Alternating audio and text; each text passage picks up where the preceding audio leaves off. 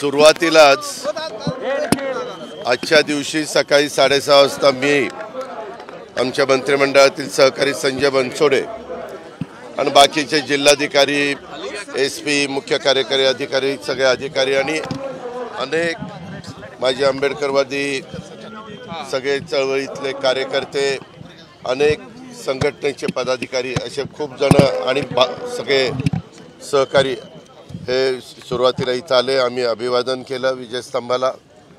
आपल्याला सगळ्यांना माहिती आहे की दरवर्षी इथं मोठ्या प्रमाणावर जनसागर जमत असतो. यावेळेस आमचे जिल्हाधिकारी असतील किंवा शासन असेल, शासनाने वेळोवेळी इथल्या येणाऱ्या महाराष्ट्रातल्या सगळ्या सहकाऱ्यांना व्यवस्थितपणे तिथं अभिवादन करता यावं, दर्शन घेता यावं म्हणून अतिशय चांगली व्यवस्था करण्याचा प्रयत्न केलेला आहे. आणि हा प्रयत्न करत असताना बाकीच्या सहकाऱ्यांनी देखील त्याला मनापासून साथ दिली. त्याच्यामध्ये कुठल्याही प्रकारची अडचण राहू नये म्हणून आमचे जिल्हाधिकारी असतील, आमचे जिल्हा पोलीस प्रमुख असतील, मुख्य कार्यकारी अधिकारी असतील, सामाजिक न्याय विभागाचे आमची सगळी टीम असेल, शासनाच्या सगळ्याच विभागांनी हे आपलं स्वतःचं घरचं काम समजून त्यामध्ये लक्ष घातलं. आणि मी पण वरचेवर आढावा घेत होतो, सतत कलेक्टरकडनं माहिती घेत होतो. आज नवीन वर्षाची सुरुवात होतीये.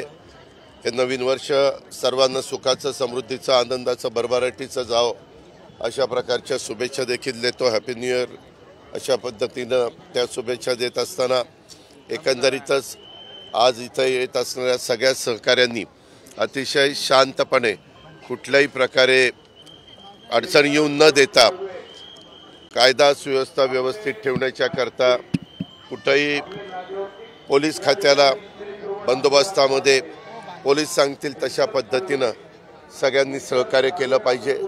या सहकार्यातूनच लाखोचा जनसमुदाय महाराष्ट्राच्या कानाकोपऱ्यातून विजयस्तंभाच्या अभिवादनाकरता, दर्शनाच्या करता ज्यावेळेस येतो त्यावेळेस तो किती व्यवस्थितपणे सगळ्या गोष्टी पार पाडतो हे देखील एक महत्त्वाचं आहे. आणि त्याला सगळ्यांनी सहकार्य करावं अशा प्रकारची माझी आज विनंती आहे. नवीन वर्षाचे कुणी जरी म्हटलं तर त्याची सुरुवात चांगली व्हावी, सगळ्यांना सुख शांती मिळावी, महाराष्ट्रामध्ये कायदा सुव्यवस्था चांगली राहावी, महाराष्ट्रातला कुठलाही घटक हा त्याच्या लाभापासून वंचित राहता कामा नये.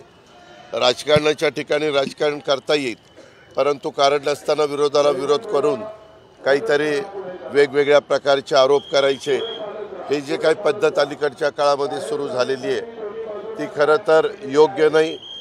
जिथं काही गोष्ट चुकली तर त्यामध्ये दुरुस्त करण्याची देखील मानसिकता, तयारी एकनाथराव शिंदे असतील, देवेंद्र फडणवीस असतील, मी असेल, संजय असेल, आमची सगळ्यांचीच मंत्रिमंडळातले सहकाऱ्यांची राहणार आहे.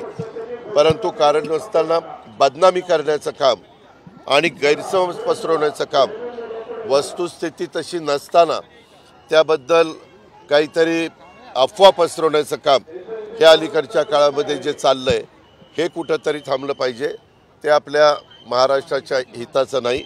आपल्याला शिवाजी महाराज असतील, शाहू फुले आंबेडकर असतील, ह्या सर्व महामानवांनी हा एक चांगला आदर्श आपल्या सगळ्यांच्या समोर ठेवलेला आहे, चांगला विचार मांडलेला आहे. त्याच विचारांनी पुढे गेलो तर आपल्या सगळ्यांचं भलं होणार आहे, आपल्या सगळ्यांचं कल्याण होणार आहे. संकल्प काय आणि 24 मध्ये काय पाहायला मिळेल महाराष्ट्राला? 24 मध्ये पहिल्यांदा लोकसभेची निवडणूक आहे. आपण मध्ये 5 राज्यांच्या निवडणुका झाल्या त्यावेळेस कौल बघितला, म्हणजे एक्झिट पोलचे पण अंदाज सगळे फोल ठरलेले आपण पाहिलं. शेवटी जनता जनार्दन सगळे सर्वस्व आहे. बाबासाहेबांनी संविधान आपल्याला दिलं, त्या संविधानाचा आपण सगळेजण आदर करतो. डॉक्टर बाबासाहेब आंबेडकर घटनेचे शिल्पकार यांनी आपल्याला प्रत्येकाला मताचा एक अधिकार दिला. त्या अधिकाराचा वापर कसा करायचा हा प्रत्येकाचा वैयक्तिक प्रश्न आहे. आणि अशा सगळ्या गोष्टी असताना आज देशाच्या समोर तरी मी ज्यावेळेस पाहत असतो, मी पण एक अधिक वर्ष समाजकार्य राजकारण करणारा कार्यकर्ता आहे, परंतु नरेंद्र मोदींच्या शिवाय दुसरा पर्याय आपल्याला कुठलाही पाहायला मिळत नाही। आज त्यांच्या नेतृत्वाखाली जागतिक स्तरावर आपल्या देशाची शान वाढते, मान वाढतोय, देशाचा नावलौकिक वाढतोय। त्याचबरोबर वेगवेगळ्या घटकाच्या करता गेले 9.5 पावणे 10 वर्ष त्यांनी ज्या काही योजना राबवलेल्या आहेत आणि त्या योजना राबवत असताना वेगवेगळ्या प्रकारचा प्रचार करण्यात आला, हे असं होईल ते तसं होईल, परंतु तसं न होता सगळ्यांना न्याय देण्याची भूमिका ही त्यांची चाललेली आहे आणि त्यात युवा शक्तीला पण पुढे आणण्याचा प्रयत्न हा कसा करता येईल। आज 80 कोटी जनतेला मोफत अन्नधान्याचं वाटप होतं।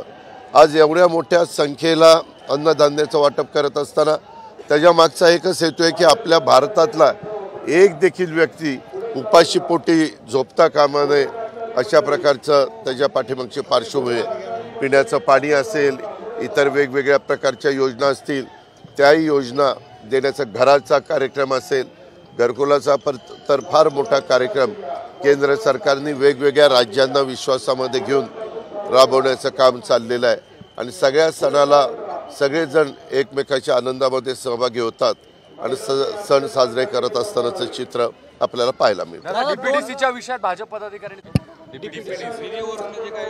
कुणी केले? भाजपच्या पदाधिकारी हां, मग ऐका, ज्या प्रकारे हे 3 पक्षाचं सरकार आहे, राष्ट्रवादी काँग्रेस आणि भारतीय जनता पक्ष, त्याच्यामध्ये वेगवेगळी पालकमंत्री पदं वेगवेगळ्यांकडे, तर ह्याच्याकडे परभणीचं आहे, माझ्याकडे पुण्याचं आहे।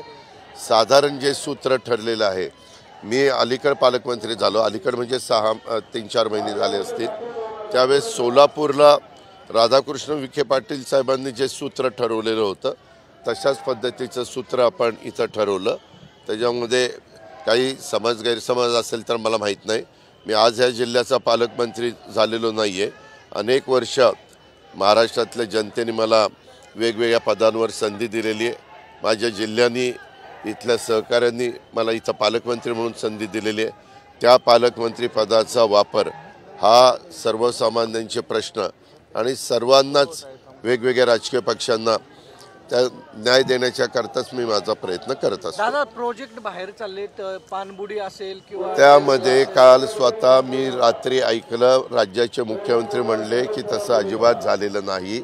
मी म्हणूनच मगाशी बोलताना म्हणालो की अशा पद्धतीनं प्रोजेक्ट बाहेर चालले असं कसं होईल? मुख्यमंत्री, उपमुख्यमंत्री दोन्ही आणि मंत्रिमंडळातले सहकारी हे काय गप्प बसतील का? आम्ही काय आज राज्य करतोय का? आम्हाला राज्य चालवण्याचा काही अनुभव नाही का?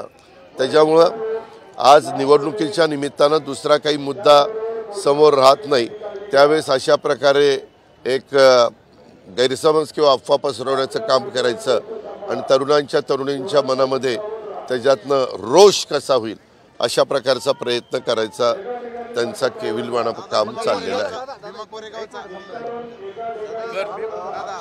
आमच्या पाडापाडीच्या राजकारणात तुम्ही पडू नका, आमच्या पाडापाडीच्या राजकारणात तुम्ही पडू नका, 20 पडणार अशा पद्धतीचं संजय राऊतांनी वक्तव्य उद्या सोमे गोबेंनी बोललेलं उत्तर मी देत नाही। धन्यवाद। देश विदेशातील प्रत्येक घडामोडींचे लाईव्ह अपडेट मिळवण्यासाठी आता साम टीव्हीच्या सर्व सोशल मीडिया प्लॅटफॉर्मला लाईक, फॉलो आणि सबस्क्राईब करा। तसंच सर्व नोटिफिकेशनसाठी बेल आयकॉन प्रेस करायला विसरू नका।